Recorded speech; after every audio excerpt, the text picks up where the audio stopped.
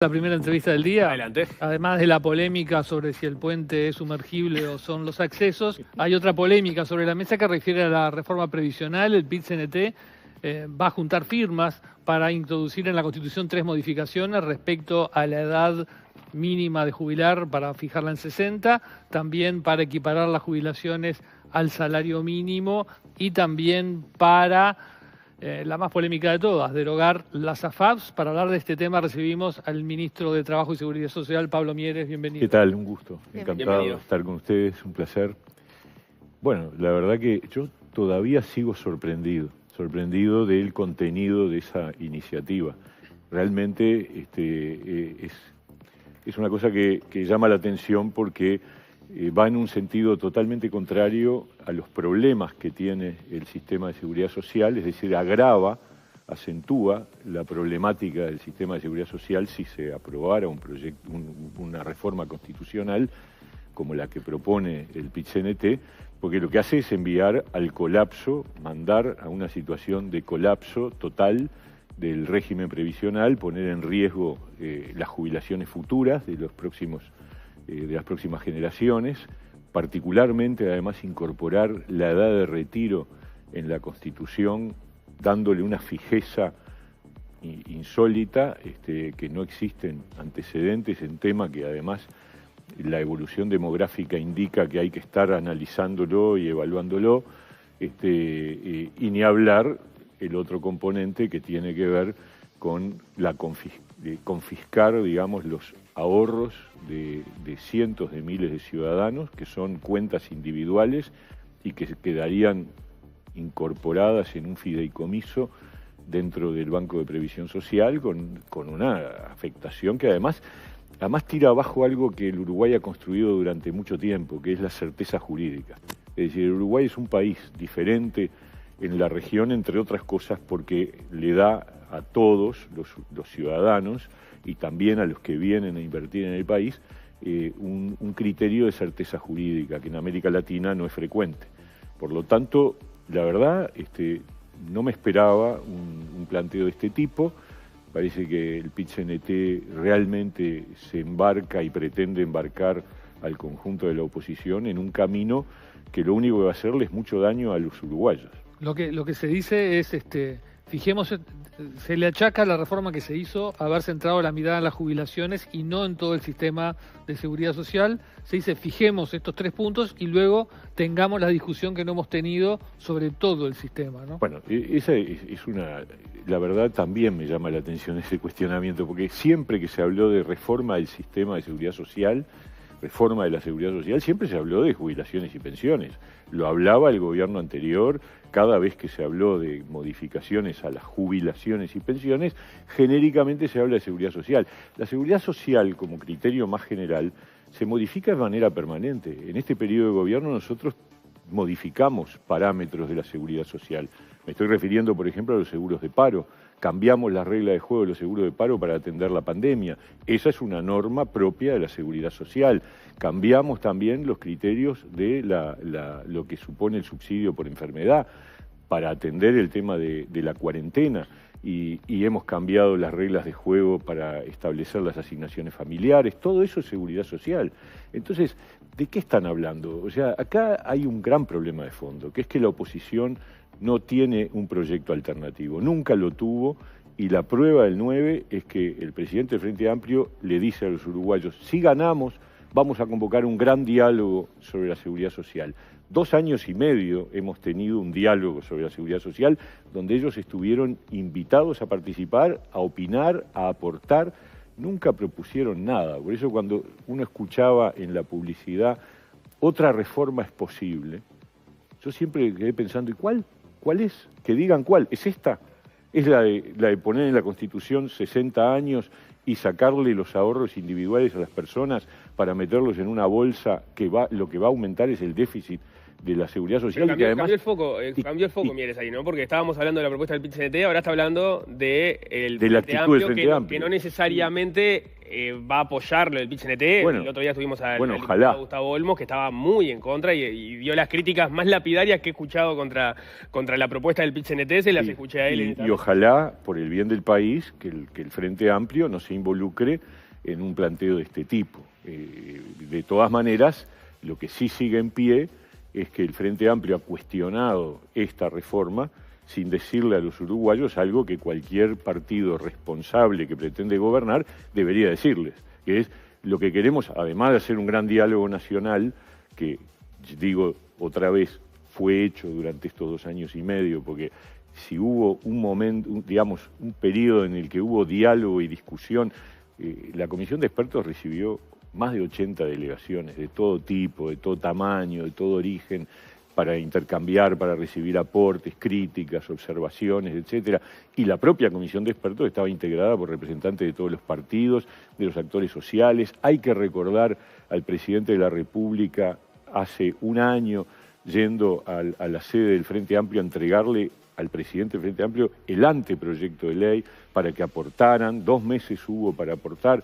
Frente no aportó ni una sola propuesta, nada, ni una sola idea, ni en el periodo previo, ni en la discusión parlamentaria, y todos sabemos, ahora queda en evidencia de manera más clara, que dentro del Frente Amplio hay distintas opiniones sobre lo que hay que hacer con la seguridad social, y ese es un problema muy de fondo que tienen, ¿no? Me interesa preguntarte lo siguiente en relación a una duda que tengo, porque cuando el PIT-CNT anunció que se iba a embarcar en este barco justamente de consultar a la ciudadanía para reformar la ley recientemente aprobada, se habló, distintos dirigentes sindicales hablaron de eliminar las AFAP, de indexar el salario mínimo, la jubilación mínima y también en fijar la edad de retiro en 60 años en la Constitución.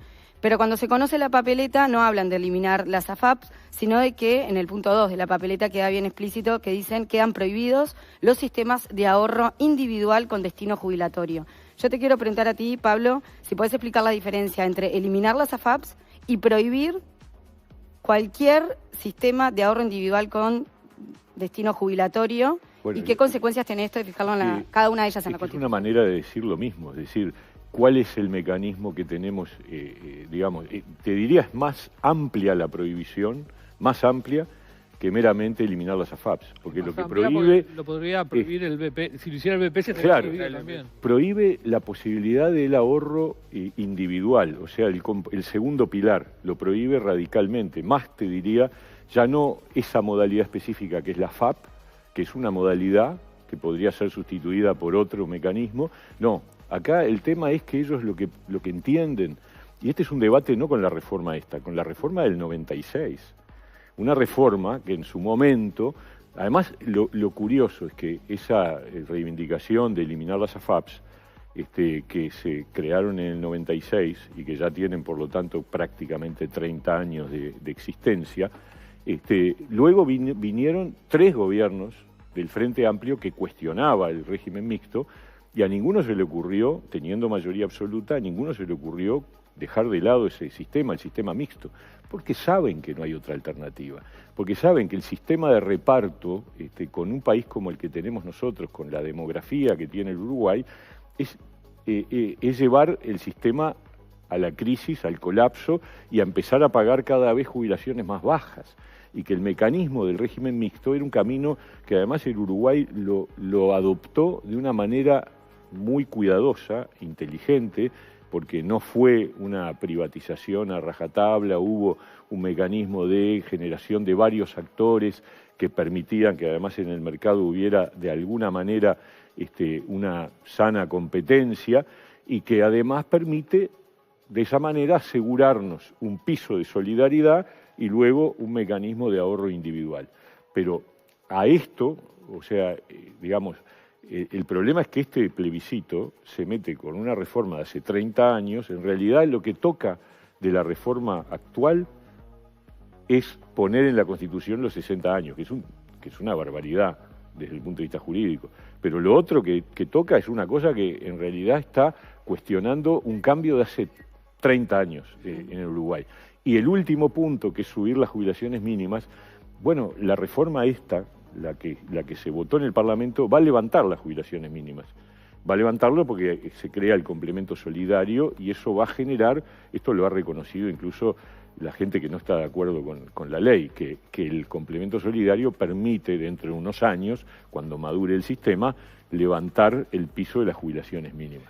Más allá de la postura del PIT-CNT, está bastante consensuado que algunas de estas cuestiones son como demasiado específicas para estar dentro de la Constitución y ese es uno de los problemas que se le achaca. También es verdad que en el 89 se fue por un plebiscito sobre este tema, donde se incorporó en la Constitución el ajuste de las jubilaciones al índice de medio de salarios, y eso significó que las jubilaciones no es que hayan aumentado un montón, pero aumentaron muchísimo en relación a cómo venían aumentando, ¿no? Ahí es algo bastante específico que se fijó en la Constitución y que tuvo un efecto en la mejora de las jubilaciones. Sí, pero ahí yo creo que el objetivo del plebiscito del 89 era evitar la discrecionalidad del Poder Ejecutivo en el aumento de las jubilaciones. Las jubilaciones se usaban hasta el 89 como una variable de ajuste del déficit fiscal. Entonces, atarlo al índice medio de salarios me parece que fue la prueba hoy, tantos años después, que fue una idea inteligente. Pero fijar la edad de retiro en 60 años, en un mundo en donde en todos los países que tienen la demografía que tiene el Uruguay, tienen edades de retiro superiores y además es una variable que necesariamente tiene que tener movilidad, porque si nosotros vivimos cada vez más, por suerte, y llegamos mejor a edades más avanzadas, es lógico que el retiro, yo siempre hago esta cuenta, cuando se estableció en Uruguay los 60 años como edad de retiro fue hace un siglo, 100 años, y en ese momento la gente vivía hasta los 63, 64, o sea que se jubilaba, cobraba 3 años y se moría. Bueno, eso no está bien. Ahora, esto otro que tenemos hoy hace que el sistema se vuelva insostenible, porque además del otro lado de la vida nacen menos niños, y entonces tenemos cada vez menos activos, cada vez más pasivos, y eso se va a convertir en un gran ancla si además lo pones en la Constitución como una regla definida. Yo diría, es al revés que lo que pasó en el 89. Esta regla lo que va a hacer es generar el colapso del sistema y que las jubilaciones cada vez sean menos significativas, menos suficientes para la vida de la gente, ¿no? Cada vez que tratamos este tema de la edad y los 65 años, aparecen los cuestionamientos de algunos sectores que dicen, bueno, nosotros no podemos trabajar hasta los 65 años por distintas cuestiones físicas, bueno, en fin, del tipo de trabajo. ¿Qué novedades hay? ¿En qué está la comisión que está trabajando para regular justamente las excepciones a la jubilación? Esa comisión existe. A ver, nosotros tenemos un régimen que es el régimen de bonificaciones. Esas bonificaciones que han sido adoptadas en el país, que abarcan a distintas categorías de trabajadores, siguen vigentes, la reforma no las tocó, y por lo tanto yo conozco, porque además nos llegan al Ministerio, solicitudes de nuevos casos en donde se plantean la posibilidad de bonificaciones. Eso tiene un proceso en donde hay un análisis técnico sobre las características del tipo de trabajo y en función de eso se toman decisiones. La más reciente fue la del año pasado, que tuvo que ver con los trabajos en la pesca. En la pesca hubo una decisión en el sentido de reconocer que era necesario bonificar la actividad porque es una actividad difícil, realizada en condiciones climáticas, físicas muy exigentes, con mucho tiempo embarcado, bueno, una serie de circunstancias. Y así habrá otros casos, hay varios en la lista, y se van tratando y se van avanzando en ellos. Por otro lado, la reforma de la Seguridad Social incorporó una modalidad distinta que es la jubilación anticipada. Es decir, para dos sectores de actividad, para la construcción y el sector rural, se estableció que la edad sería 60 años. Eso se puede extender a otras modalidades. Primero, aclarar, no para cualquier rol laboral de la construcción o del medio rural. Para los roles que incluyen el trabajo físico. Claro, un administrador de una estancia o el contador de una empresa constructora, obviamente no tienen esa situación. Ahí entraba el trabajo doméstico también, por ejemplo. Bueno, el trabajo doméstico no ha tenido hasta ahora, no se le ha cambiado, digamos, la regla o sea, se corre hasta los 65 años por ahora.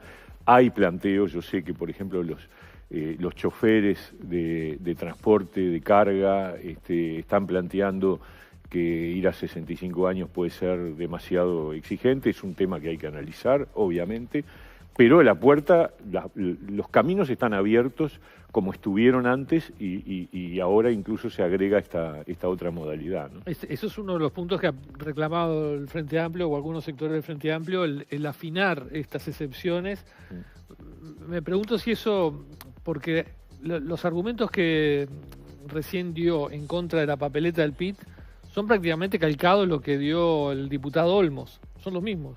Es decir, hay una coincidencia ahí entre la visión del gobierno y algunos sectores del Frente Amplio, pero políticamente no logran congeniar o consensuar o llegar a acuerdos que le faciliten al Frente Amplio ir a esas posiciones y no a las posiciones más extremas. Lo que pasa que... Y uno de los puntos estaba en este tema, de las excepciones a... ¿No hay un error político, no hay una traba política? Nosotros hicimos, la verdad, yo les puedo asegurar que hicimos todos los esfuerzos para generar mecanismos de diálogo con el Frente Amplio sobre el proceso de reforma de la seguridad social. A tal punto que la comisión de expertos demoramos 4 meses en arrancar porque el Frente Amplio no nos daba los nombres de las 3 personas que tenían que integrarla, los 3 lugares que habíamos acordado que el Frente tuviera. Y dijimos, no vamos a arrancar hasta que no estén. Y después hubo todos los intentos posibles de generar puentes. Lo que pasa es que el Frente Amplio prefirió, la verdad, es la conclusión que saco, prefirió ponerse en la vereda de enfrente, no tirar ninguna piola, no participar, no aportar en el proceso de construcción del proyecto alternativo. Y yo creo que hoy el problema porque estas cosas no salen por arte de magia. Punto yo lo oí reclamar mucho a actores del Frente Amplio, el de no ser fino en las excepciones o... Pero es que yo que acabo de mencionar, o sea, la regla general va a ser 65 años para los que hoy tienen menos de 50, para los que tienen 49 va a ser 61 y así gradualmente hasta llegar a los 65 y ahí queda fijo. O sea, falta mucho tiempo para eso y además la expectativa de vida probablemente se haya extendido aún un poco más. Pero además, como acabo de mencionar, hay criterios y mecanismos para que esa regla de los 65 sea de alguna manera atendida en cuanto a excepciones. Entonces, yo no sé cuál es el argumento del Frente de oponerse a que ponemos una regla que es 65, pero abrimos campos de excepción que hay que transitar y que hay que analizar, porque me parece que de hecho, los uruguayos hoy tenemos como edad de retiro promedio 63 años. O sea que ya con el límite de 60, igual digamos, el promedio trabaja 3 años más. Y me parece que lo que es obvio es que las condiciones físicas y mentales de la gente permiten extender la edad de trabajo activo. Y así ocurre en los países más avanzados, en los países más modernos. Este camino que emprende el PIT-CNT, a ver, tampoco es por arte de magia. Si lo emprende el PIT-CNT es porque hay también sectores vinculados al Frente Amplio que están de acuerdo o que lo han permitido, aunque no estén de acuerdo, porque todos sabemos que hay vínculos entre las corrientes sindicales y los sectores del Frente Amplio. Entonces, esto no es que emergió como... Por eso le preguntaba si no faltaba, no sé, diálogo o inteligencia para llegar a acuerdos con los sectores pero es que no más quisieron... proclives a las posiciones que sostiene el gobierno y no dejarle el campo a sectores que están, los que han apoyado esta propuesta, ¿no? Yo les puedo asegurar que algunos intentos de mi parte hubo para buscar algún puente sin resultado, lamentablemente. A nadie escapa que las diferencias que tiene el Frente Amplio en ese sentido fueron públicas en el gobierno anterior, en algunas diferencias entre Murro y Astori en el propio gabinete del presidente Vázquez, ¿no? Pero totalmente. De todas formas sí parecería que hay puntos donde el Frente Amplio políticamente tampoco podía dar el paso de aceptarlos de la reforma. Uno de ellos, por ejemplo, es que la reforma se concentre en los egresos y no toque nada en relación a los ingresos. Eso está definido por el gobierno de esa forma y parecía difícil que el Frente Amplio pudiera explicarle a su electorado ya de manera general. Ahí sí cierran todos filas en que eso sí, es difícil de llevar para el Frente Amplio, ¿no? Pero ahí, permitime, hay una frase que se ha dicho y reiterado, que esta reforma se carga sobre los hombros de los trabajadores, cuando en realidad el aporte de los trabajadores a la reforma, a la seguridad social, va a seguir siendo el mismo. En cantidad de trabajo, ¿no? Con 5 años más de trabajo. Con 5 años más de trabajo, dependiendo de a qué edad empezás a trabajar, ¿no es cierto? Porque en realidad la cantidad de años que tenés que cotizar para acceder a la jubilación va a seguir siendo 30, no cambia. O sea, para tener causal jubilatoria por aportes es 30 años. El aporte mensual. Y ese fue uno de los puntos que se flexibilizó, además, que no venía originalmente exacto, en la reforma. Exacto, y lo acordamos. Y el aporte mensual que hace cualquier trabajador a la seguridad social para su jubilación es 15%, igual que ahora. O sea, no hay cambios en los aportes de los trabajadores a la seguridad social. Lo que hay sí es una extensión de la edad de retiro, que es lo que permite equilibrar el gasto, que tampoco es que desaparezca el déficit, lo que se hace es aplanar la curva de incremento del déficit, que es el problema que con una propuesta como la que está arriba de la mesa de parte del PIT-CNT, se va para arriba de una manera escandalosa, ¿no? Ese es el problema que tenemos. Y eso tiene otras derivaciones, que si tú cada vez tenés que gastar más en las personas jubiladas y pensionistas, vas a tener cada vez menos recursos para enfocar el gasto en aquellos sectores que hoy más lo necesitan. La tasa de pobreza de los niños es 18% aproximadamente y la de los mayores de 65 es 2,5%. Y en la perspectiva de seguir gastando en jubilaciones y pensiones, vamos a seguir teniendo un gasto público muy claramente orientado a pagar a las personas de mayor edad y seguir desatendiendo, esperando, dejando pendiente la deuda que tenemos con los niños, que es clave para el futuro del país y porque además, todavía que son pocos niños, encima tenemos una tasa de pobreza tan alta, ¿no? Va a ser todo un tema de campaña, me imagino, no solo la discusión sobre la reforma, sino cuáles son las propuestas de los distintos partidos si la reforma llega a ser aprobada, ¿no? Porque ahí cualquier ministro de Economía va a tener que ponerse ingenioso. Bueno, yo tengo la esperanza de que esto no prospere, ¿no? Tengo la esperanza de que... ¿De que no junte las firmas? No sé, yo no voy a opinar sobre eso porque... El 10% de la firma. Es el 10%, es mucho menos que lo que se requiere para un referéndum, que es el 25%. O sea que si hay una capacidad instalada desde el punto de vista organizativo, si en el PIT-CNT hay definitivamente una opción de ir a juntarlas, supongo que se juntarán, pero la verdad tengo la esperanza de que el Uruguay no cometa este grave error que al final significa prácticamente una suerte de afectación colectiva de las oportunidades de todos los uruguayos, ¿no? Particularmente de los más jóvenes, que son los que van a sufrir, porque los más viejos ya están del otro lado, van a cobrar sus jubilaciones y cada vez va a ser un porcentaje mayor del PIB y los más jóvenes cuando les toque no va a haber mucho para repartir, esa es la verdad. Lo que pasa es que a la gente se le puede decir, votá esto, que te jubilás antes y que las jubilaciones están atadas al salario mínimo que crece, entonces vas a cobrar más. Sí, también se le puede decir que los reyes existen y que es posible un mundo fantástico en donde todos seamos felices sin trabajar. Se puede decir muchas cosas. El tema es que la gente tiene criterios como para tomar una decisión, yo creo, razonablemente informada, ¿no? La propuesta original, o los elementos que estaban arrojados en la propuesta que discutió la comisión de expertos era más compleja que la que termina saliendo. Ahí la negociación política llevó a que la reforma fuera, más allá de algunas innovaciones, fundamentalmente paramétrica, o por lo menos eso es lo que más termina pesando. Ahora, si uno mira, por ejemplo, lo que pasó con la caja bancaria y la discusión que se dio con la caja bancaria, ahí hay elementos que son más novedosos y que uno dice, bueno, capaz que en este, o por lo menos para algunos sectores, hubiese sido una reforma interesante de aplicar. Una penalización, eso lo estoy simplificando yo, una especie de penalización si te jubilás a los 60, más allá de que para llegar a la jubilación básica, en este caso creo que después del acuerdo está en 63, eventualmente podría aumentar a 65. Sí. Y por otro lado, atar determinada parte de los aportes, no necesariamente a los aportes de los trabajadores, eso se mantiene igual, pero está en grado de conversión, también a la productividad del sector, sobre todo pensando en lugares donde la tecnología va a ser mella en la cantidad de puestos de trabajo. Sí. Ahí hay una serie de elementos que suenan nuevos y que quizás para algunos sectores de la actividad podrían haber sido interesantes. Para decirlo de una manera muy rápida, si se vota el plebiscito, la caja bancaria no tiene salida. O sea, una de las claves del proyecto de ley que vamos a enviar al Parlamento ahora sí, en los próximos días, es que la edad de retiro se corra a 65 antes que lo que estaba proyectado en la convergencia de los distintos subsistemas.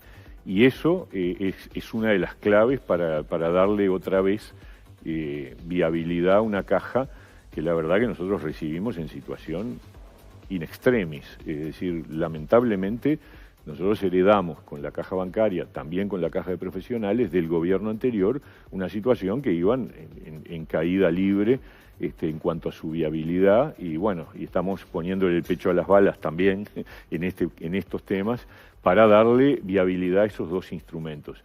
Instrumentos donde en el caso de la caja bancaria hubo una negociación entre el sector empleador, es decir, los bancos y AEBU, junto con el gobierno, y llegamos a un entendimiento que me parece que es bastante razonable en un contexto donde es urgente arreglarlo, ¿no? Pero lo que sí es importante, no es casual que AEBU haya salido con un documento la verdad, muy contundente contra el plebiscito del PIT-CNT, porque en realidad, si ese plebiscito prosperara, la caja bancaria no tiene viabilidad futura, ¿no? Ya que estamos, ¿qué va a pasar con la caja de profesionales que también tenía la reforma? Estamos ajustando detalles, pero la idea es que seguramente, no quiero dar plazos así certeros, pero antes de fin de septiembre yo creo que vamos a tener los proyectos de ley en el Parlamento. ¿Y eso implica que antes de fin de año se pueda aprobar esto? ¿Está hablado que salga este año? Es que hay un plazo constitucional que se vence el 28 de octubre, 27 de octubre, y por lo tanto nosotros aspiramos a que esto tenga un trámite rápido. Yo sé que los actores sociales, tanto de la caja de profesionales como de la caja bancaria, están dialogando con los partidos, preparando un poco el terreno, y de todas maneras el gobierno va a tener un diálogo también con los distintos partidos políticos para llegar a la instancia parlamentaria para que sea lo más fluida posible. ¿El presidente tiene que salir a la cancha a defender la reforma previsional? Bueno, sin duda que, a ver, si el plebiscito está arriba de la mesa, una de las consecuencias es que el presidente, que tiene vedado participar de la campaña electoral partidaria, no puede salir a defender un candidato ni participar de actividades partidarias, pero defender una ley de su gobierno y de una reforma constitucional que la va a afectar, sin duda. Ese es uno de los componentes indudables que tiene la posibilidad de un plebiscito. No podrá ir a un acto de campaña a defender la reforma, pero sí va a poder opinar y decir y explicar por qué nosotros creemos, este gobierno cree que esta reforma la verdad, es una catástrofe para el sistema de seguridad social. Es todo lo contrario de lo que el propio Frente Amplio ha dicho y ha reconocido, porque también, yo digo simplemente dos frases. Astori, en el 17, el gobierno que le toque gobernar va a tener que hacer una reforma de seguridad social, tenemos un déficit creciente que hay que controlar. Mujica, más tiempo atrás, los uruguayos tenemos que aceptar que vamos a tener que trabajar más, lo dijo más de una vez. Entonces, todos los partidos políticos, más allá de estas diferencias que tenemos, sabemos que este camino es un camino realmente contrario al futuro del país. Me gustaría preguntarle por la ronda del Consejo de Salarios. En los últimos meses la inflación bajó significativamente y quería saber cómo es que se va a manejar ese tema justamente cuando hablamos de los aumentos, ¿no? De la negociación y los aumentos salariales que se ajustan por inflación. La pauta es la que se presentó, la pauta que presentó el gobierno está ya en manos de las partes. En realidad los consejos de salarios tienen esa característica, que es que los que acuerdan y firman son las partes. Obviamente las previsiones de inflación que está estableciendo el Banco Central y lo que está ocurriendo este año hablan de que va a estar por debajo de la inflación estimada que se proyectó en la pauta que presentó el gobierno para cada semestre. Eso va a generar una diferencia probablemente en el sentido de que cuando toque el primer correctivo, que va a ser en julio del año que viene, probablemente los aumentos por inflación estimada estén por encima de la inflación efectivamente ocurrida, o sea que ese correctivo en términos técnicos sería negativo, nadie piensa que vaya a ocurrir una especie de rebaja. Probablemente esa es parte del debate, se pueda incorporar la idea de que una parte de esa diferencia, en la medida de lo posible, se impute a la recuperación salarial, porque eso parece razonable, esa recuperación salarial que está planteada a recuperar en tercios a partir de este semestre para los que tienen una diferencia menor a 2 y a partir de enero para los que tienen mayor a 2, seguramente eso va a ser parte de la discusión, es decir, bueno, este correctivo que da negativo implica que esta recuperación que está pendiente que dé cuenta de esa diferencia. Es probable que eso sea. De todas maneras, dependiendo de cómo evolucione la inflación en los próximos tiempos, puede ocurrir que también los próximos tiempos indiquen una diferencia. Y eso es una cosa que tienen que discutir las partes. Nosotros no vamos a cambiar la pauta, eso es un dato de la realidad. Me gustaría traer a la mesa otro tema que también está vinculado al PIT-CNT y está vinculado al mundo entero porque son muchos países los que están discutiendo en la actualidad la reducción de la jornada laboral, lo que parece ser una buena noticia, pero no se podría implementar de cualquier manera porque justamente si se reduce la jornada sin reducir el salario, se estaría produciendo de facto un aumento de salario y si eso no tiene una contrapartida en la productividad, podría estar en riesgo el empleo, totalmente. La situación del empleo. Para esto me gustaría mostrarte una gráfica que me facilitó hace unas semanas atrás Agustín Iturralde del CED, donde se ve desde la salida de la crisis a la actualidad qué es lo que pasó con el salario real, con el empleo y con la productividad. Y allí vemos que cuando el salario real, que es la línea marrón, va por encima de la productividad, que es la línea violeta, los pilares verdes, que es el empleo, cae. De hecho, eso fue lo que pasó desde el 2015 al 2019, y el 2019 cerramos con una pérdida de puestos laborales por encima de los 57.000. Entonces la pregunta que te quiero hacer en este sentido es, ¿cuál es la estrategia que tiene el gobierno para poder hacer efectiva la baja de la jornada laboral sin comprometer los puestos de trabajo? A ver, yo creo que nosotros no lo tenemos hoy en la agenda. El PIT-CNT lo puso en la agenda en mayo, luego el Frente Amplio, todos los senadores del Frente Amplio firmaron un proyecto de ley que nosotros fuimos al Parlamento a explicar por qué nos parecía que no estaba bien planteado así. Ese proyecto en concreto, pero no la idea en general. La idea en general es una idea que forma parte de un debate a nivel internacional que incluye dos componentes. Uno, la flexibilidad en la distribución del tiempo de trabajo y dos, la reducción del tiempo de trabajo. Son dos temas que están arriba de la mesa y que se discuten de manera muy frecuente a nivel internacional, con el agregado de que en el caso del segundo punto, siempre la discusión está atada a una mejora de la productividad. Que acompañe el aumento del Exacto, porque esto se puede decir de una manera muy sencilla y esos gráficos lo prueban. Es decir, si yo le digo a un empleador, mire, usted tiene que pagar el mismo sueldo, pero va a tener menos cantidad de horas de trabajo, porque las personas van a trabajar menos, eso significa que le aumenta el costo salarial, porque va a tener que probablemente desafiarse a conseguir más horas de trabajo, o sea, contratando otras personas, y en ese sentido podría aumentar el empleo, pero en realidad lo que hay es una caída de la rentabilidad del emprendimiento.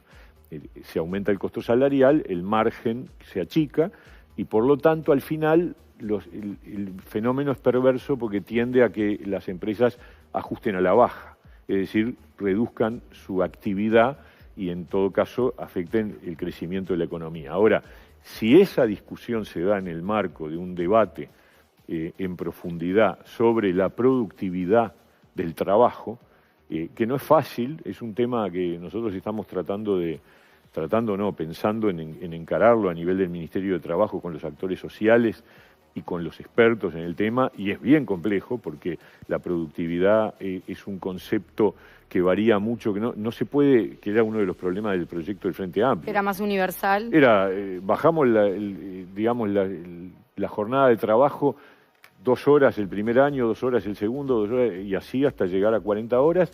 Y además se rifan algo que en Uruguay es muy importante, que es que más del 90% de las empresas no son esas empresas que nosotros imaginamos de 300 trabajadores con empresarios grandes, no, el 90% son micro, pequeños empresarios.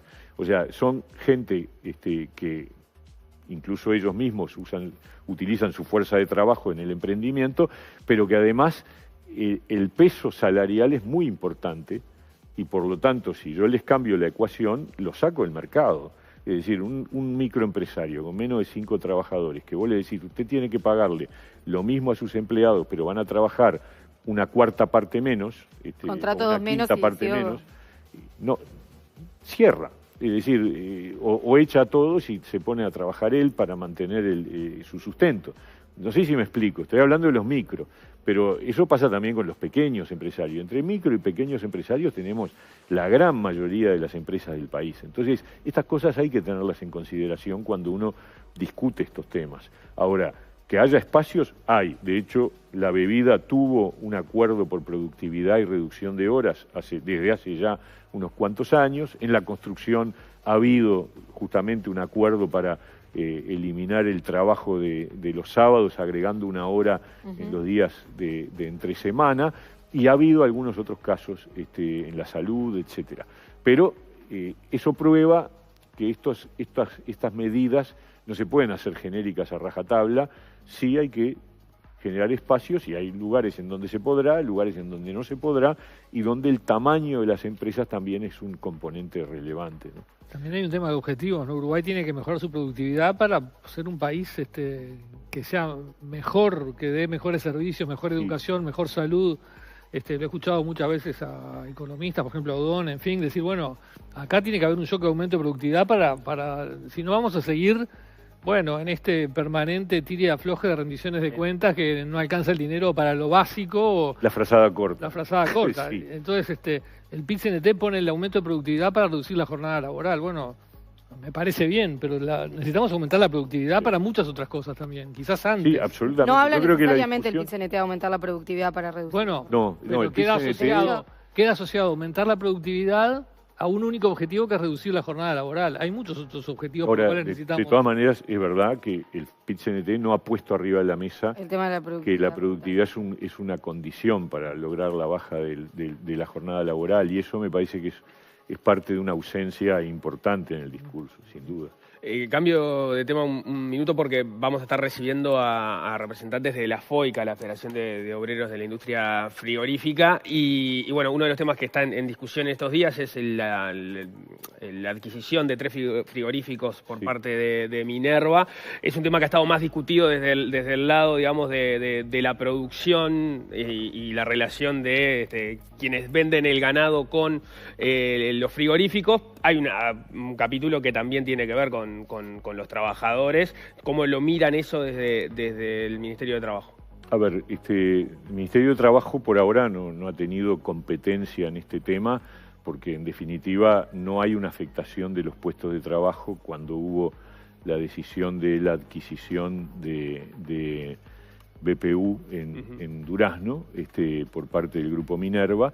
No sé qué pasará con estas 3 plantas adicionales que están ahora arriba de la mesa. Ahora yo políticamente, y hablo como dirigente político, me preocupa la concentración, me preocupa el riesgo de que eso puede generar un desequilibrio entre las partes, entre oferta y demanda en el mercado, en la cadena cárnica, y por lo tanto, obviamente, la palabra está en manos de la Comisión de Defensa de la Competencia, pero mi impresión es que estos pasos sucesivos, porque hay que vincular la compra del frigorífico de Durazno con los otros 3 que se agregan, que son plantas más chicas, pero que van sumando, me parece que es un problema. Hay un punto que señalan los trabajadores y que seguramente va a aparecer ahora en la próxima entrevista, es que este frigorífico en concreto, esta empresa en concreto, tiene si bien es una empresa que paga los laudos, que cumple con un montón de condiciones de trabajo que son buenas para los trabajadores, tiene una estrategia de negociación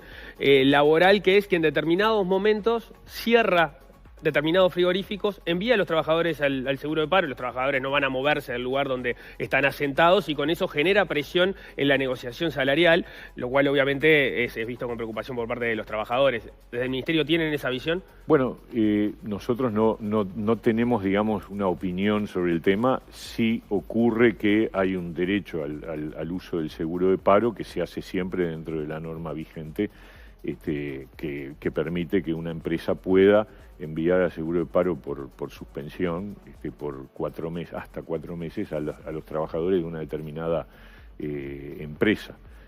Puede haber un juego de esos.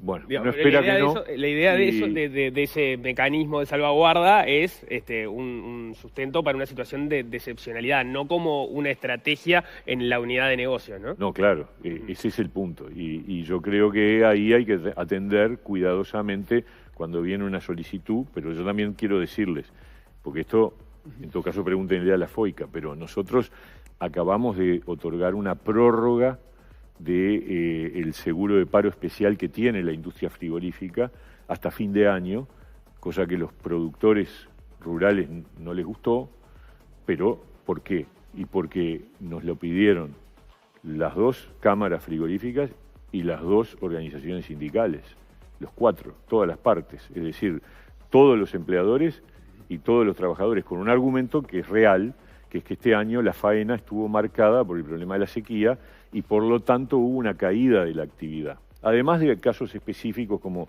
la planta del frigorífico Rosario que está suspendida, etcétera, etcétera. Entonces, el seguro de paro ahí tiene como objetivo sostener una actividad que fue afectada, muy afectada por el tema de la sequía.